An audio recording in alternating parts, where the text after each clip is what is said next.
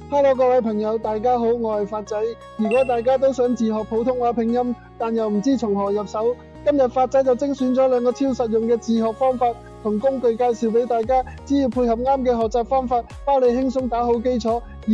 第一個工具新漢語拼音版網頁版系統化打好基礎。首先介紹嘅第一個方法係使用新漢語拼音版網頁，網址 putonghur.com/sjk newpasthtml。發仔推薦嘅學習方式，呢個網站非常適合從零開始或者想糾正發音嘅朋友。佢將普通話嘅聲母，例如 bbmf 同韻母列得一清二楚。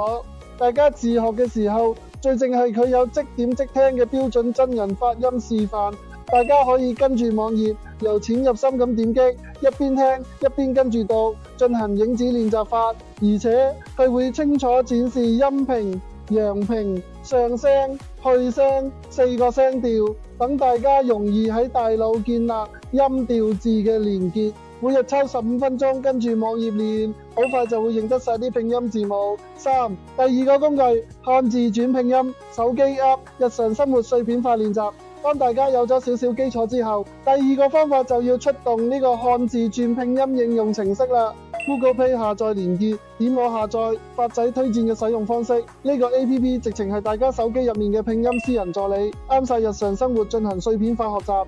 平時大家喺手機睇劇，睇到句歌詞、睇新聞，或者睇到篇中文文章唔知點讀，好簡單，直接將文字 copy 複製，然後 paste 貼上，放入呢個 app， 佢1秒之內就會幫你將成段字轉晒做帶有聲調嘅拼音，你仲會好貼心咁標示埋多音字同破音字，等你唔會用錯。平時搭車排隊見到啲字即查即讀，將學習完全融入生活。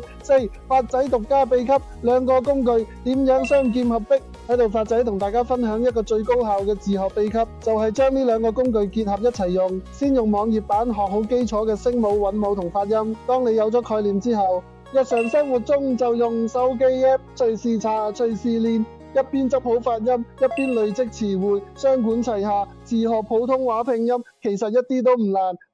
影片結尾 Call to Action。如果大家覺得我今日嘅分享幫到你，麻煩大家幫手訂閱、點讚同埋分享俾身邊更多想學普通話嘅朋友，跟更多人可以用到呢個學習資源。你有冇用過呢兩個工具，或者你有冇其他自學心得？歡迎喺下面留言話俾我知。我哋下條片再見，拜拜。